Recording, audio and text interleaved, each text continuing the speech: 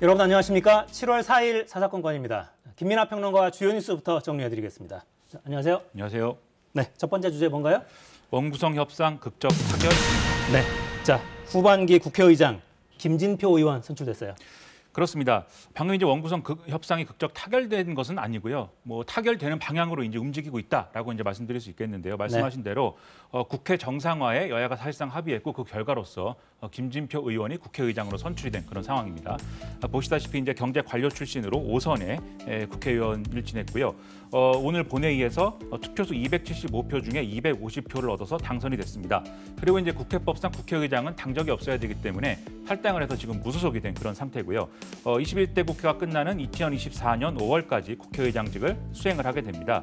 이게 만약에 이제 오늘 여야가 좀 합의에 이르지 못했다고 하면 민주당이 단독으로 국회의장을 선출하는 그런 상황이었을 텐데 그랬으면 이제 어떤 파국적인 상황이 되는 것이고 여야가 이제 극한 대립으로 가는 그런 상황이었는데 이 지난 이제 이 주말간에 이 원구성 협상과 관련돼서 여러 가지 얘기를 여야가 했습니다만 합의에 이르지 못했기 때문에 이런 파국에 이르는 가능성이 상당히 커졌다라고들 평가를 했습니다. 그런데 오늘 오전에 국민의힘이 의원총회를 마치고 민주당이 앞으로 상임위원장 선출에 대해서도 여야가 합의해서 선출하겠다라고 하면은 국회의장 선출에 우리도 협조하겠다. 라고 이제 얘기를 했고 민주당도 이것을 이제 수용하기로 하면서 지금 국회의장을 여야 합의로 선출하는 데까지 이르게 된 겁니다. 그렇기 때문에 뭐 극적 타결까지 가는 문이 이제 열렸다 이렇게 볼 수가 있는 거죠. 네, 전반기 의장단의 임기가 끝난 지 35일 만에 새로운 국회의장이 선출이 됐고 하지만 불씨는 아직 남아 있네요.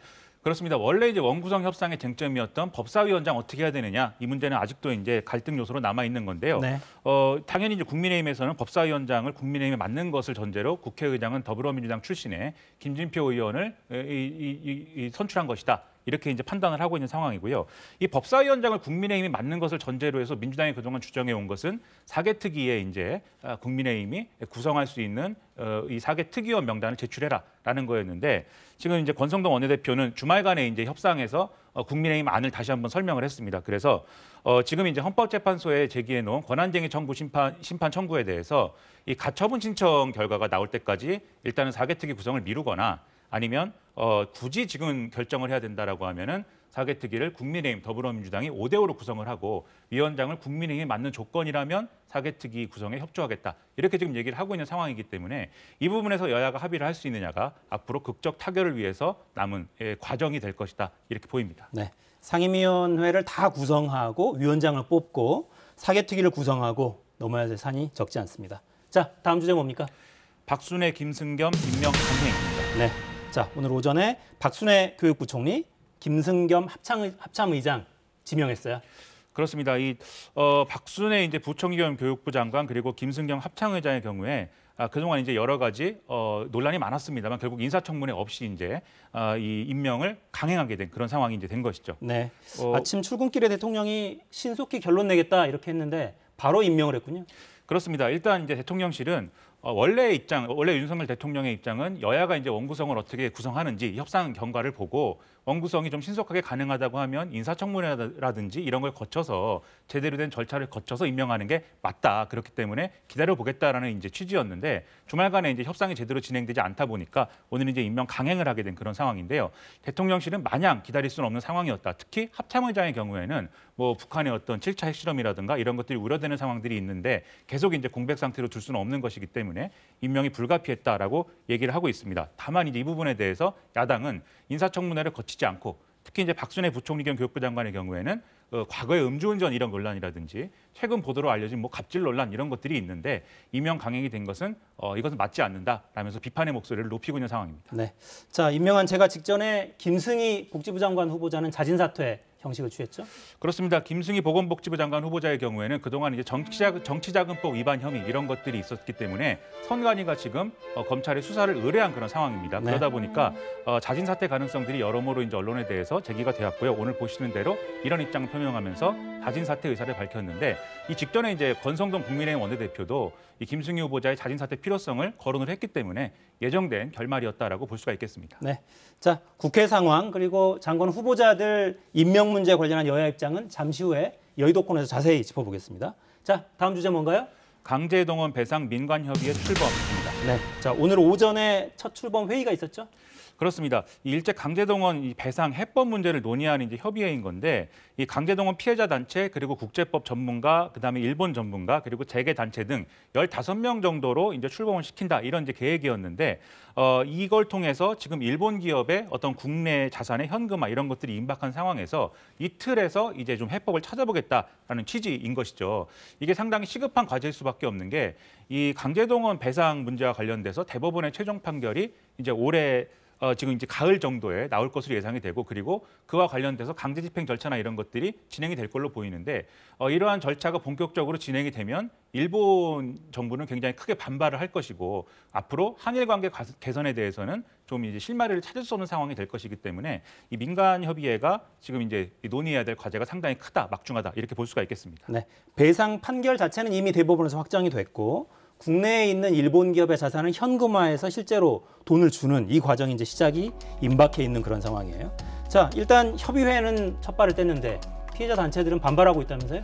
그렇습니다. 오늘 이제 일제 강제동원 시민 모임의 경우에는 기자회견을 열고 지난 이제 이 30일 기자회견을 열고 피해자 측과 논의하지 않고 일방적으로 결정한 거에 대해서 비판의 목소리를 내고 있는 그런 상황입니다. 네. 그래서 피해자 단체가 일정 정도 민간 공동 협의에서 논하는 의제에 대해서 동의할 수 있어야 여기에도 참여할 수 있는 것인데 그런 부분에 있어서 지금 동의가 어렵다라고 하는 측면들이 있는 거거든요. 대표적으로 이 민간 협의회에서 주되게 이제 논의할 해법 중에 하나로 대의 변제안이 이제 논의가 된다라고 하는 것인데요.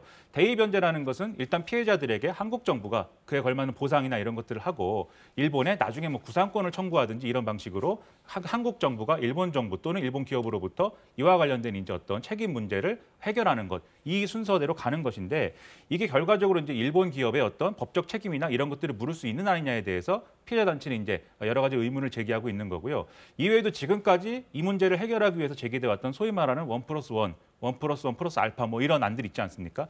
이런 안들에 대해서도 결과적으로 뭐 한일 기업의 자발적 기금을 마련한다든지 또 일본 전범 기업들이 여기에 참여한다든지라는 쟁점이 있지만 결과적으로 일본의 법적 책임을 이걸 통해서 확인할 수 있는 것이냐에 대해서는 이견이 있는 상황이기 때문에 피해자 단체의 이런 반발이나 이런 것들을 어떻게 좀 설득할 수 있을 것인지가 관건일 것 같습니다. 네, 불법 행위에 대한 책임을 배상을 통해 묻느냐 아니면 한국 정부가 일단 대금을 지불하고 따로 돈을 받는 형식으로 하느냐 여러 쟁점들이 남아 있습니다.